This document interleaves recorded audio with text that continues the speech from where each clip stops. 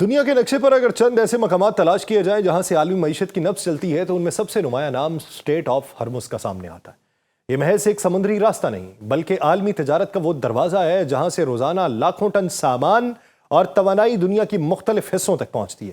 جب یہ راستہ بند ہونے کی خبر آتی ہے تو عام طور پہ سب سے پہلے ذہن میں تیل کا خیال آتا ہے، کیونکہ اندازہ ہے کہ روزانہ تقریباً 2 کروڑ بیرل تیل اسی راستے سے گزرتا ہے۔ لیکن اگر اس صورتحال کو گہرائی سے دیکھا جائے تو مسئلہ صرف تیل کا نہیں رہتا، بلکہ اس کے اثرات معیشت کے کئی ایسے شعبوں تک پھیل جاتے ہیں جن کا تعلق بظاہر تیل سے نہیں ہوتا۔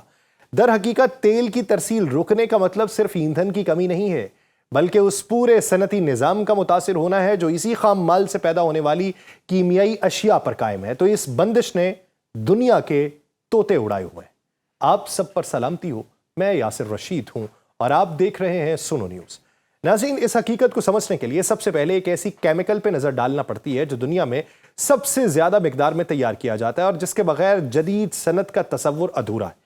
یہ کیمیکل سلفارک ایسڈ ہے، جسے اردو میں گندھک کا تیزاب بھی کہا جاتا ہے۔ دنیا میں پیدا ہونے والی گندھک کا تقریباً 92% حصہ دراصل تیل اور قدرتی گیس کو صاف کرنے کے عمل سے حاصل ہوتا ہے۔ یعنی جب تیل ریفائنری میں جاتا ہے تو اس کے ساتھ نکلنے والی گندھک کو بعد میں صنعتی مقاصد کے لیے استعمال کیا جاتا ہے۔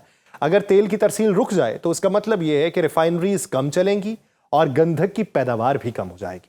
جب گندھک کم ہوگی تو سلفارک ایسڈ کی پیداوار متاثر ہوئی تو یہ وہ مقام ہے جہاں ایک سمندری راستہ بند ہونے کا اثر عالمی صنعت پہ آٹومیٹکلی پڑنا شروع ہو جائے گا۔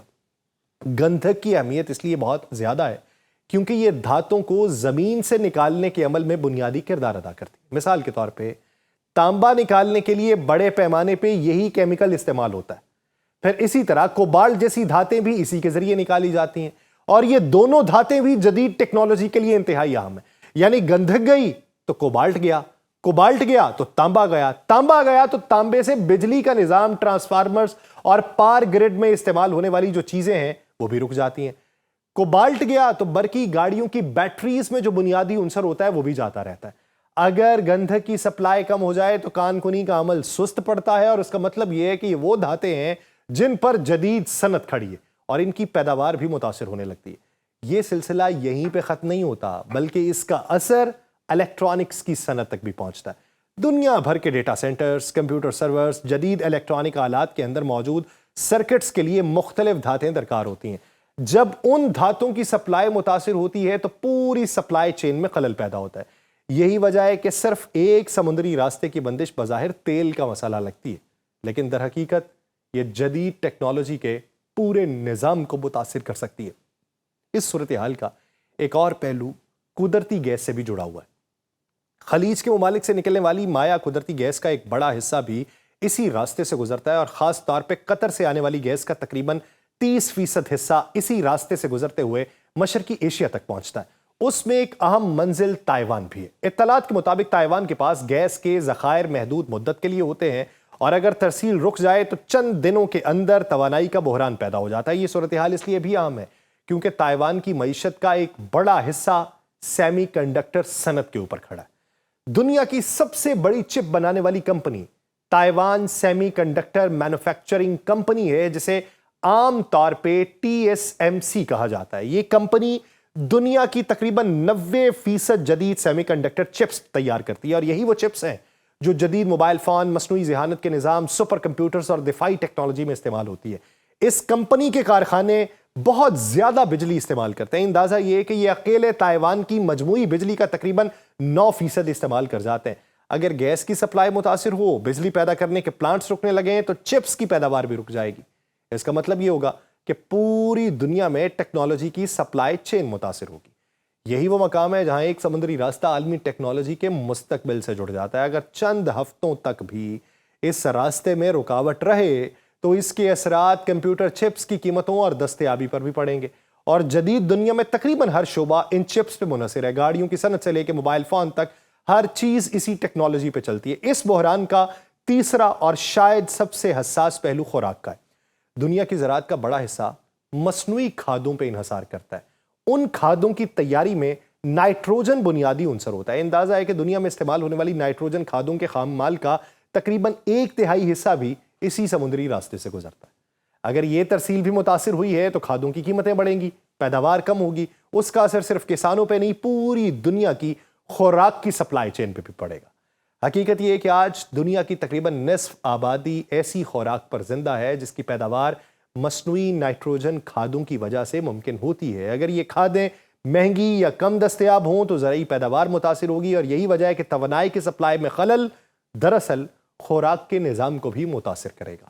ان تمام پہلوؤں کو ایک ساتھ دیکھا جائے تو یہ واضح ہوتا ہے کہ یہ مسئلہ صرف تیل کا نہیں ہے، یہ 3 بڑے سپلائی چینز کا مسئلہ ہے۔ پہلی توانائی کی سپلائی چین، دوسری ٹیکنالوجی کی سپلائی چین اور سیمی کنڈکٹر کی، اور تیسری خوراک کی سپلائی چین۔ یہ تینوں نظام ایک دوسرے سے جڑے ہوئے ہیں، اور ان سب کے درمیان ایک مشترکہ نقطہ وہ سمندری راستہ ہے جو صرف 21 بحری میل چوڑا ہے۔ اس حقیقت کو سمجھنے کے بعد اندازہ ہوتا ہے کہ عالمی سیاست کس قدر پیچیدہ اور معیشت باہم جڑی ہوئی ہے۔ ایک جگہ پیدا ہونے والا مسئلہ ہزاروں میل دور صنعتوں اور معیشتوں کو متاثر کر سکتا ہے۔ یہی وجہ ہے کہ دنیا کی بڑی طاقتیں ہمیشہ ان سمندری راستوں کو محفوظ رکھنے کے لیے کوشاں ہوتی ہیں، کیونکہ اگر ان میں رکاوٹ آ جائے تو اس کا اثر صرف ایک ملک پہ نہیں بلکہ پوری عالمی معیشت پہ پڑتا ہے۔ اور اسی وجہ سے امریکہ بہادر یہ کہہ رہا ہے کہ 20% زیادہ طاقت سے حملہ کروں گا ایران کے اوپر اگر اس نے اسٹریٹ آف ہرمز کو نہ کھولا۔ عالمی تجارت کے لیے ایسے اہم سمندری راستے جب بھی خطرے میں پڑتے ہیں تو دنیا کی توجہ فوراً ان پہ مرکوز ہوتی ہے۔